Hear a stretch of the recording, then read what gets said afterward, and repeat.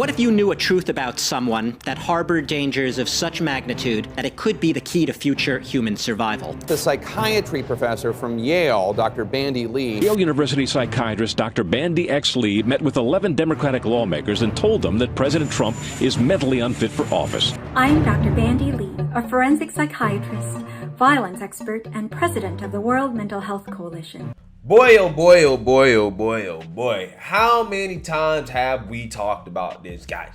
Okay, we talked about this a lot, right?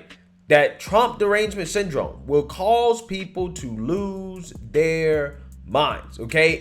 And as a result, ultimately lose their careers, lose their livelihoods, okay? Because Trump is living rent-free in probably about 20 to 30% of this country's head. And that presents a serious problem to these individuals infected with Trump derangement syndrome because it causes them to be more concerned about Trump than they are with their own lives, okay? And sometimes when you are so obsessed with Trump to the point where you don't really care about the effect that it may have on your life, you end up losing your job, right? Which is what happened to this psychiatrist that diagnosed Trump and his supporters as mentally ill, as she lost a lawsuit to regain the Yale gig. Okay, so I want to talk about this because, again, this lady was running around here diagnosing Trump, okay, and Trump supporters with some type of mental illness.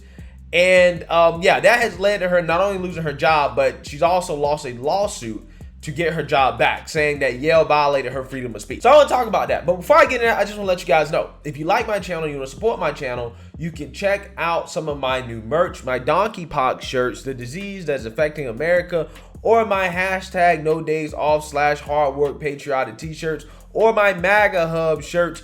You can check those out at my website, gforemanbcp.com. Get 20% off using discount code gforemanbcp.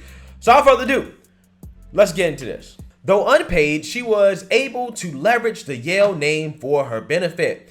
Bandy Lee does not have a right to regain a volunteer teaching and research role at Yale University, according to a recent court ruling. Lee, a psychiatrist, had been removed from her position at the Ivy League University after making diagnoses of President Donald Trump, his supporters, and Harvard Law School's Alan Dershowitz. She said supporters of Trump suffered from a, quote, spread of shared psychosis. Okay, so I just want to go ahead and play a clip of some of the things that this woman has said about Trump and the diagnoses that she's made on national television. Take a look. I'm Dr. Bandy Lee, editor of The Dangerous Case of Donald Trump, a rare New York Times bestseller for a book of specialized knowledge, which I believe spoke to the hunger on the part of the public.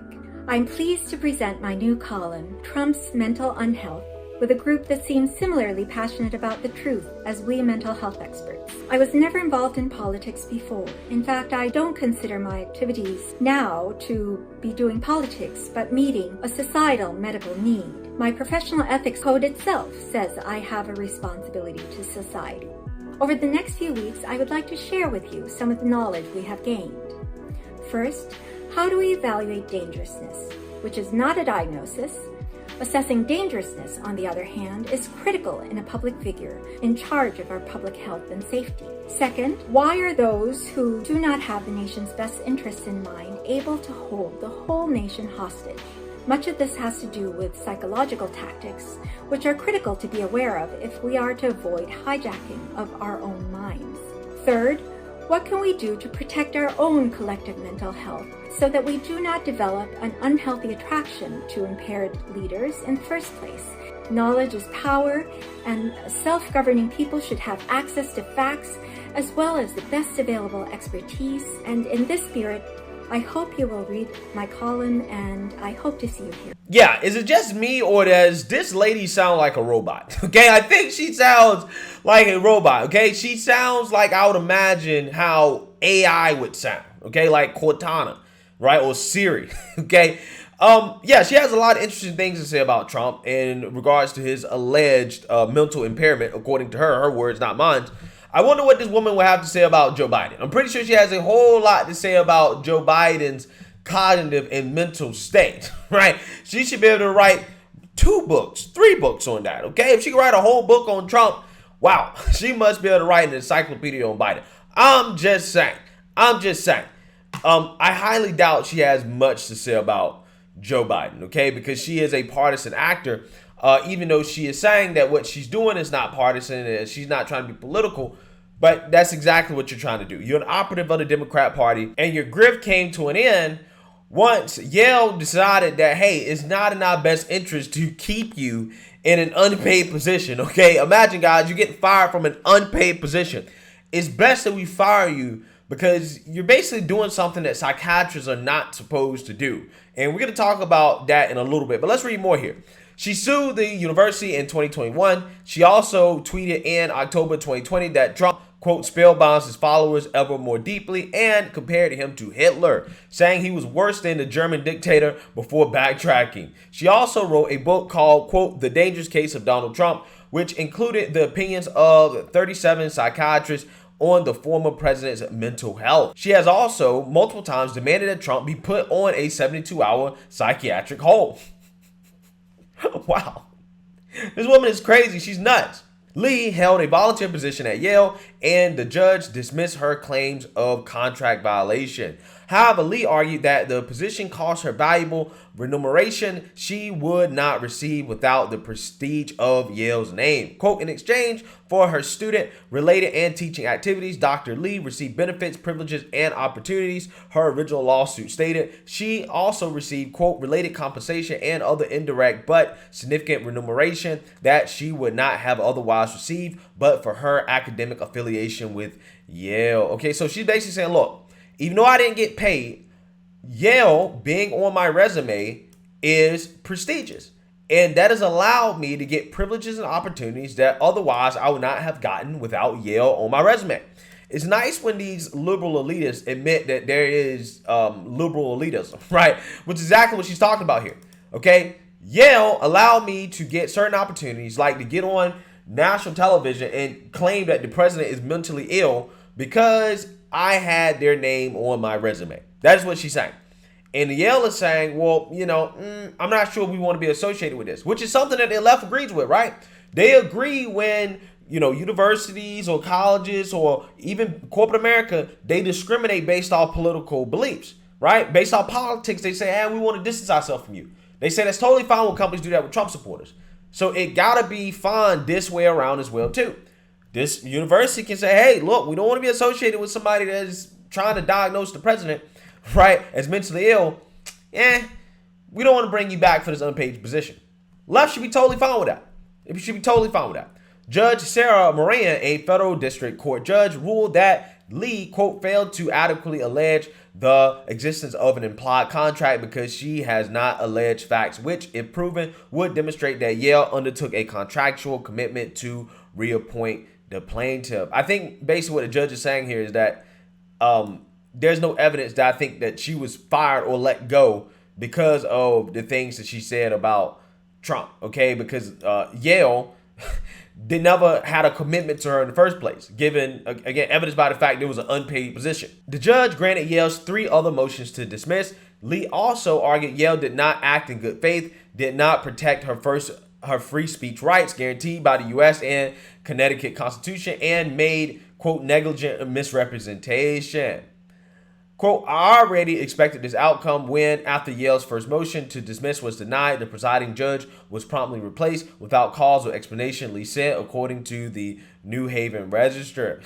Now she is probably crying systemic discrimination. She also says, the argument is much like the distortion of the Goldwater rule itself, misleading plays on impression instead of investigating the truth. Of course, I am not giving up since my reason for launching a lawsuit in the first place was for the public good. Yeah, so here's the thing. She's referring to the Goldwater rule, okay, which is in Section 7 of the American Psychiatric Association's Principles of Medical Ethics, okay, that states that psychiatrists have a responsibility to participate in activities contributing to the improvement of community and betterment of public health, but they should not give a professional opinion about public figures whom they have not examined in person and from whom they have not obtained consent to discuss their mental health in public statements. It is named after former U.S. Senator and 1964 presidential nominee Barry Goldwater. All right, so basically, this woman allegedly, right, violated the Goldwater rule in the sense that you're not supposed to openly discuss the mental health or speculate on the mental health of a public official without actually evaluating them and getting permission to have those discussions. But this lady probably has not met with Trump, okay, and was openly going on national TV trying to say that Trump had a mental illness, okay, diagnosing him on national television. Hadn't seen him, hadn't asked permission to do that at all, and apparently this is a violation of medical ethics, okay? So again, we have somebody that has Trump derangement syndrome, whose Trump derangement syndrome has driven her to the point of losing her job because she violated medical ethics. And she's trying to tell the world that, well, I'm doing this for the greater good, right? When it's like, no, you're not doing this for the greater good. You were doing it for yourself. You were doing it for your own brand. And it was working until Yale decided that, we can't be associated with a psychiatrist that is openly violating medical ethics, right? To the point where there's like, nah, you can't even work for us for free, right? You can't even work for us for free. You have nobody to blame but yourself because you shouldn't have been doing that. Quote, she said she is not giving up from her fight. Quote, I'm not giving up since my reason for launching the lawsuit in the first place was for the public good. Yeah, this person thinks that she's saving the world, right? Kind of like the Democrat Party. We're saving the world, guys, right? Vote for us. When, again, in reality, she's just in it for herself. She liked the grift of trying to diagnose President Trump as mentally ill. I guarantee you she has nothing to say about Joe Biden, okay? And she thinks that she's exempt from consequences because, again, she's doing this for the greater good because she's attacking Trump. But I understand where she's coming from because rarely do we ever see consequences for people who attack President Trump with false and slanderous defamatory claims like this woman, okay? But, it seems like in this situation, Yale rarely here is doing the right thing and getting rid of a psychiatrist who was violating medical ethics in the name of the greater good, right? According to her. So unfortunately for her, she is one of the rare people that have to face consequences for attacking the president in this way. So let me know what you guys think. Make sure you like, comment, and subscribe. Most importantly, share a Black conservative perspective. Peace.